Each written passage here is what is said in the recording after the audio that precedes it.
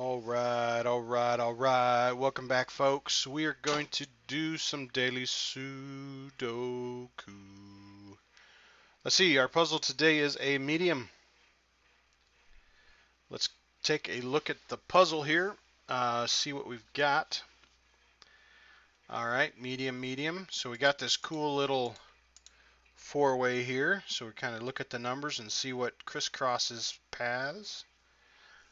There's a lot of pairs here in the middle. A lot of pairs. Okay, all right. I see a lot of pairs going all kinds of directions. All right, okay. I see a lot of numbers. Okay, we're going to have to start systematically because I'm getting overloaded in my noodle here. All right, let's start with these three cubes. Let's go horizontally. I've got a pair of 9s across the bottom, 9 through the middle, and a 9 through the right side. So the only place for a 9 is right there. Let's see, we've got all three 4s. That's good. 1, 2, 3, 4, 5. I think those are the only pairs just in these three. I'm trying to simplify it because my brain's going to get overloaded here. Let's come back over now to these three cubes. I see a pair of 9s comes across the top and through the middle. And there's something kind of cool about that because these three, I'm looking also at this column. I can't have a 9 here because of this guy, and I can't have a 9 here because of this one. I can't have a 9 because of this one. So it creates, this is the only spot. The other thing is that this 9 comes down, so I'm going to have a 9 here or here. It creates a ghost row that tells me a 9 can't go here. If you've seen my previous video, ghost rows, mediums, and up, you've got to understand projection, ghost rows. No matter which one of these is a 9, this one cannot be because these two complete the 9 for this row. We have a pair of 1s through the middle and the bottom, so a 1 has to go across the top. We have an 8 that comes across the top, so we have an 8 that goes across the bottom. This creates a ghost row that says 8 can't be here.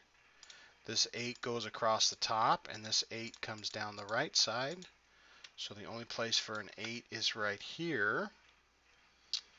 Let's see. All right. Okay, that looks like the 3 there. Okay, now I'm going to look at these bottom 3. I've got a 3 across the bottom, a 3 through the middle. So we have to have a 3 here somewhere. Got a pair of 2s that come across the top and through the middle. And then so 2 can be anywhere on the bottom 3. I'm not going to mark that just yet. Now I do notice this 1 also comes right through this lane. So these two cells are now something that I like to call double locked. If this is a 1, this is a 9. If this is a 1, this is a 9. No other numbers can fit there because of the way that this pattern is. These two have to be. So that means that these two numbers are going to be a 5 and a 7 because those are the only two numbers in this cube. Those are now double locked. And they also create now ghost rows and columns. So like these two come up with a 7, and I can't have a 7 across the top, and I can't have a 7 in the bottom. So my 7 here has to go either here or here. And then that 5 also comes up. So this cube is fully marked out right here. I do notice that I've only got 3 numbers here. Anytime I got 3 numbers or less, I like to check it out. Because I know 1, 2, 3, I need a 4 and a 5. Well, I've got a 4 and a 5 that say it can't be here. 6, 7, 8. So the only number that can fit there is an 8. So these two are my 4s and 5s. Just because those two are placed on that spot. Can't go there. So now these two are double locked. All right, so now this 1 comes down the left side, so my 1 has to go over here. This 9 comes down the right side, and a 9 that comes across the top. So a 9 has to go in the bottom left. The only place a 9 will fit. This 9 helps us out. This can only be a 1 now. This can only be a 9. Very good, very good. So what is the other number we're missing here? It looks like an 8. So this 8 comes across and it can't go here. So remember we're talking about double locks? See these 3s and 8s? Because the 3 and the 8 can't go here, then these 3s and 8s are double locked. All right, and that 1 goes there now. So now we have a 1 across the middle, 1 across the bottom. So over here, the 1 has to be in the left. Okay, now there's a really cool concept called a crisscross. The 1 is going to have to be in the left or the center column over here. Okay, it can't be in this one. It's got to be in one of these 3. But it's got to be in the left or the center. And see how this is the left or the center? So these create an X-wing. I call it a crisscross. Some more advanced players call it an X-wing. But so if this is in the left, that means the 1 has to be here in the center. Now if the 1 is in the center, then the 1 has to be in the left. But either way, in this third cube, the left and the center are completely taken up. The other way to look at it too is there's a 1 here, there's a 1 here, there's a 1 here, there's a 1 here. So the only place for a 1 to actually fit in this column is right there. Okay, that just goes back to projection of understanding the rows and the columns. Okay. All right. Okay, looking for more patterns. I see a pair of 3s down the right, a 3 up through the center. So we have to have a 3 either here or here. Let's see what else we have. Got a pair of 6s, 6 across the top and on the bottom, so the 6 has to be somewhere here in the middle. We have a ghost row of 8s across the top, a solid row of 8s through the middle, solid row of 8s down the right, so we have to have an 8 here. Okay, 3s, 8s. Okay, so we've only got 3 numbers here. So we know this has to be a 4 and a 5. Okay, this one can't be a 5, so a 4 could go there. Now this one doesn't have a 4 or a 5 helping it, so just kind of going horizontally, that could be any other number. Looking here on the top row, we have a 5 and a 7. Well, we can't have a 7 here, so this could be a 5. Nothing to help us here vertically, so that could be a 5 or a 7. Okay. We got some numbers in. This one and this one come up the center and up the right, so we have to have a 1 here or here.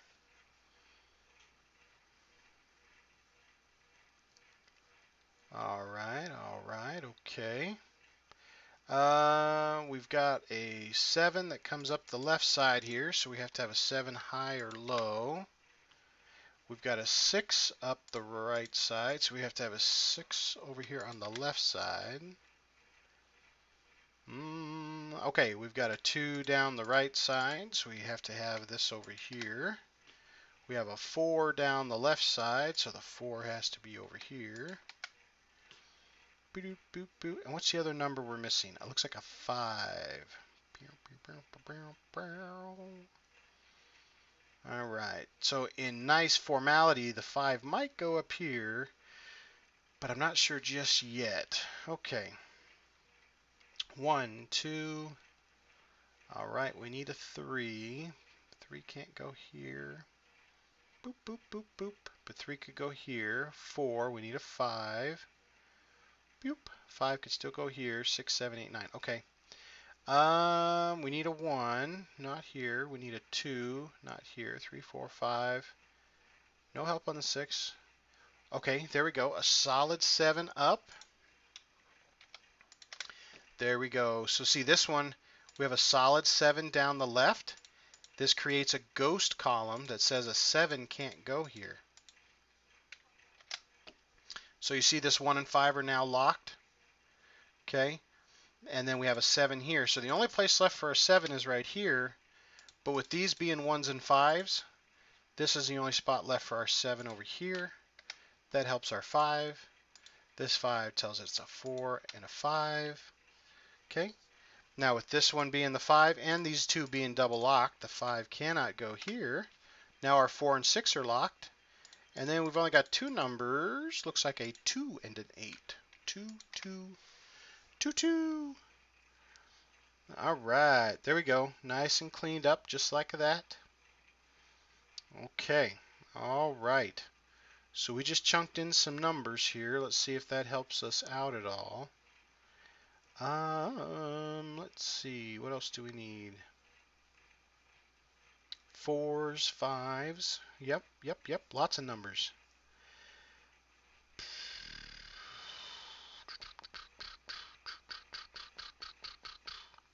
Pew, pew, pew.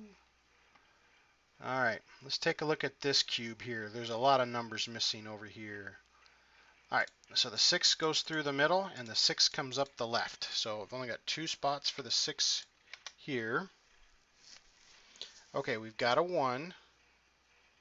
So the 2 comes up the left side. So 2 can be anywhere over here. Got a 3 that comes across and a 3 comes up. So any of these can be a 3. Oh, there we go. Okay, so a 4 down the left, a 4 up the right. So we just have 2 spots for the 4. All right, 5 through the center. So we still have 4 spots for the 5. Got our 6, 7, 8, 9 all marked up. Okay. All right, all right. What do we have up here? We've got our 9. Okay, cool, cool. So we have some 8s here that are paired up the right side, 8 up the center, and an 8 across the middle. So the only spot left for an 8 is right there, which gives us our 1. Okay, so now we just have 2 numbers missing here. Looks like a 5 and a 7 if I'm counting vertically. Well, I can't have a 7 here, so that has to be our 5. That has to be our 7. Let me clean up my pencil mark. Okay, so now that this 5 comes across, that actually puts the 5 down here. So if you look at that, see this 8 and 5? If they have to be down here, then this is the only spot left for a 2 and a 4. So let me clean up my 2. See, that's why you got to be careful speculating if you don't have some numbers to kind of back it up. Okay, so this 4 says it can't be a 4 here. So there's our 4 there. Let me get rid of this 4. So it looks like we just need a 3 and a 6. Okay, one of this is a 3 and one of these is a 6, but it looks like both of them could be a 3 or 6. I just don't have them marked out all the way yet. Again, be careful on your pencil marks. Make sure you're aware of which ones are actually helping or ones just haven't completed yet. Okay, 9, 8, 7. 6 has to go over here. 5, 4. Now we need a 3. Now 3 can go everywhere. Okay, now the 2 says I cannot have a 2 here. So my 2 has to be here and here, which creates a ghost row. So my 2 has to go here or here. Okay, that's good. All right, and then a 3 can go everywhere.